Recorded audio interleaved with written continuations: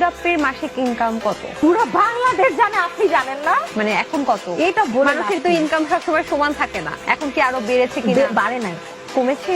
কমেও নাই, ওই রকমই আছে। হ্যাঁ, তার মানে আপনি জানেন। তার মানে 10 লাখ টাকাই। এটা কি মাসিক নাকি দৈনিক হয়েছে এখন? অনেকেই বলে যে ব্র্যান্ড প্রমোটার বা ইনফ্লুয়েন্সারের স্বামীরা যারা থাকে তারা অনেকটা নিরীহ প্রকৃতির হয়, মানে বউ যা বলে তাই শুনে, এবং বউ যদি কোনো ভুলও করে লাইভ এসে বলে না আমার বউ ঠিক আছে, আমি তাকে সাপোর্ট করছি। Is it true? আমার হাজবেন্ড পরশুদিন রাত্রিবেলা আমার পিঠের মধ্যে থাপ্পড় মারছে। কি বলেন? আমরা তো জানতাম আপনি পুরুষ নির্যাতন করেন।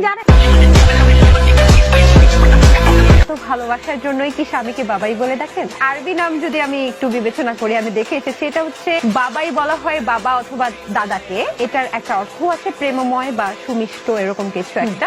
আপনি যদি আপনার হাজবেন্ডকে বাবাই ডাকেন তাহলে সন্তানদেরকে কি ওগো ডাকবেন?